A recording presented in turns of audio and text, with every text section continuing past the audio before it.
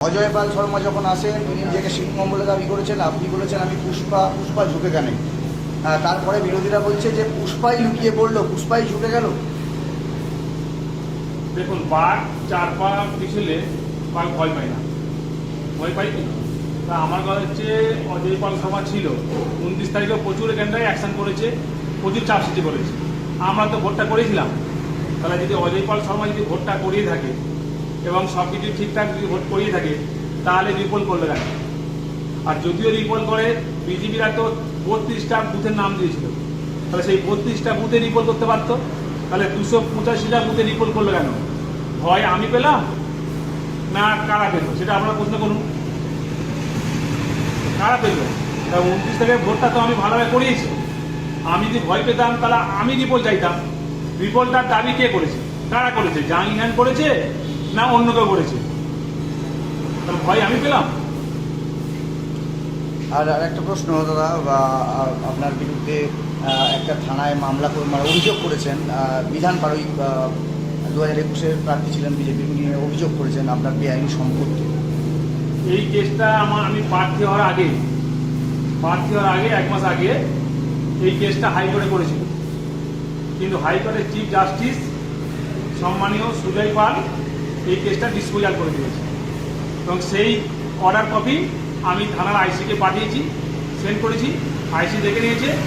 যে কেসে মহামান্য আদালত হাইকোর্ট ডিসপোজাল করেছে সেই কেসে আর নতুন করে কেস তো পারে না। এটা আমাকে চমকানোর চেষ্টা করছে, এছাড়া অন্য কিছু নয়। কিন্তু আমি সিআইয়ের কাছে অনুরোধ করবো যে ভোটটা যেন নিরপেক্ষ হয়। কিন্তু এখন দেখছি পক্ষপাতিত্ব ভোট হচ্ছে।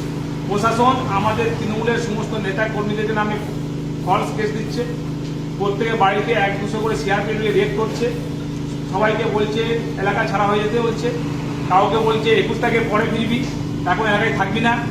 যদি আমার নিয়ে কেউ ফেসবুক প্রচার করে তাকেও অ্যারেস্ট করছে। আমার সঙ্গে যদি কেউ যোগাযোগ করে বা আমার সঙ্গে যদি দেখা করে তাদেরকেও অ্যারেস্ট করছে। এটা কি নিরপেক্ষ ভোট হচ্ছে? আপনারা মিডিয়াতে বলুন না, এটা কি নিরপেক্ষ ভোট হচ্ছে? এটা তো পক্ষপাতিত্ব ভোট হচ্ছে। তাই আমি ইসরায়েল অনুরোধ করব যাতে নিরপেক্ষ ভোট হয়, প্রশাসন যাতে নিরপেক্ষ থাকে, মানুষ যে রায় দেবে, ফলতার গণদেবতা যে রায় দেবে সেই রায় আমি জানি না মাথা পেতে নেব। আপনি জিততে কতটা আশাবাদী? সেটা মানুষ রায় দেবে 21 মে, আমি মানুষের উপর রায় ছেড়ে দিয়েছি। মানুষ যে রায় দেবে সেটাই আমি মাথাতে নেব। যেগুলো আমি এলাকায় ছিলাম, আমি একটা নেতা, আমার কর্তব্য আমার সমস্ত সহকর্মী সহায়তা সতীর্থ এবং আমাদের যারা কর্মীরা আছে তাদের সেফ দেওয়া। সরকার চেঞ্জ হয়েছে, 4 তারিখে সরকার চেঞ্জ হওয়ার পরে একটা যেটা স্বাভাবিক ঘটনা ঘটে পুরো রাজ্য জুড়ে হচ্ছে। তাই আমি অশান্তির মধ্যে যাব না বলে এবং ফলটাকে শান্ত রাখার জন্য যাতে অশান্তি না হয় তার জন্য আমি একটু ডিফেন্সিভ হয়ে গেলাম, যাতে ফলটা শান্তি থাকে, সুস্থ থাকে, ভালো লাগে। কারণ ফলটাকে আমি এতদিন ধরে ফলটাকে একটা স্মার্ট ফলটা করার চেষ্টা করেছি, ফলটাকে আমি শান্তি রাখার চেষ্টা করেছি, সুস্থ রাখার চেষ্টা করেছি। সেই ফলটা শর্ট টাইমে অশান্তি হোক বা কোনো দুর্ঘটনা ঘটুক সেটা আমি চাই না। তার জন্য আমি ঝড় আসলে কিছুক্ষণের জন্য একটু মাথা নিচু করি, সমুদ্রের ঢেউ এলে একটু মাথা নিচু করি, আবার ঢেউ চলে গেলে আমার মাথা উঠে। তাই একটা 4 তারিখের পরে একটা রাজ্য জুড়ে একটা ঝড় উঠেছে, সেই ঝড়ে আমরা একটু মাথা নিচু করেই শুরু হয়ে গেছি। আবার ধীরে ধীরে আমরা 21 মে ভোট আছে, ইলেকশন আছে, আমরা আস্তে আস্তে আমরা প্রচার শুরু করবো। পার্টি অফিসটাও শুরু করেছি, অফিসটা শুরু করেছি, আস্তে আস্তে আমরা প্রচার শুরু করবো এবং 21 মের জন্য প্রস্তুতি আমরা নিচ্ছি। বলছি আর কয়েকটা দিন বাকি, এতদিন আপনি প্রচার সারেননি, এই কটা দিনের মধ্যে কি প্রচার কমপ্লিট করতে পারবেন?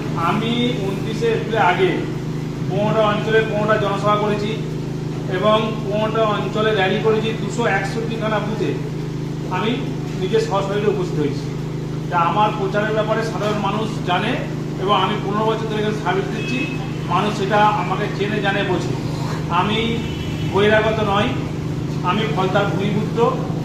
আমি ফলতার অলি গলিতে শুরু করে প্রত্যেকটা মানুষের সঙ্গে আমার আত্মার সম্পর্ক এবং আমার সঙ্গে মানে আত্মীয় সম্পর্ক আছে। প্রত্যেকে আমাকে জানে, আমিও প্রত্যেকে জানি, চিনি, বুঝি। আমরা একসঙ্গে এতদিন আমরা সংগঠন করেছি এবং মানুষের সঙ্গে সম্পর্ক তৈরি করেছি। তাই আমার বেশি প্রচারের প্রয়োজন হবে না, মানুষ সবাই জানে। তাই আমরা এই 6টা দিন মানুষের দরবারে যাব, কথা বলবো। আমার বেশি প্রচারের প্রয়োজন নেই, বা ফলতার গণদেবতা যে রায় দেবে সেই রায় আমি মাথা পেতে নেব। অন্যান্য বিধানসভায় যেখানে পুনর্নির্বাচন হয়েছে কয়েকটা বুথে হয়েছে, শুধু একমাত্র ফলতা পুরো বিধানসভাতেই পুনর্নির্বাচনই। সেটা আপনারা জানেন যে আমরা ভারতবর্ষের ইতিহাসে দেখে এসেছি যে কোথাও রিপোল হতে গেলে 2-10টা 5টা হয়, কিংবা রিপোলটা হয় কাউন্টিংয়ের আগের দিন আগে পর্যন্ত রিপোল হয়। কিন্তু এই ব্যতিক্রমে আমি দেখলাম যে কাউন্টিংয়ের পরে 15-16 দিন পরে রিপোল করাচ্ছে। এটা তো স্বাভাবিক, আপনারা বুঝতে পারছেন যে যে সরকার আসবে সেই সরকারের পক্ষে রিপোলটা অনেকটা এগিয়ে যাবে। তাই এটা তো কোনো নিয়মের মধ্যে পড়ে না, কিন্তু ইসিআই যখন নিয়ম করেছে সেই নিয়মটা আমাদের মানতে দিতে হবে, কারণ আমরা ইসিআইয়ের বাইরে নয়, সংবিধানের বাইরে নয়। তাই আমরা আমাদের যখন ইসিআই নিয়ম করেছে 21 তারিখে রিপোল হবে, তো 21 তারিখ রিপোলের জন্য যেভাবে আমাদের প্রস্তুতি নিতে হয়, যেভাবে পদক্ষেপ নিতে হয়, যেভাবে আমাদের লড়াই নিতে হয়, সেই লড়াইটা দেবো। এবং মানুষের ওপর আমি সম্পূর্ণ বিশ্বাস ভরসা রেখেছি। ফলতার গণদেবতার যে রায় দেবে সেই রায় আমি মাথা পেতে নেব।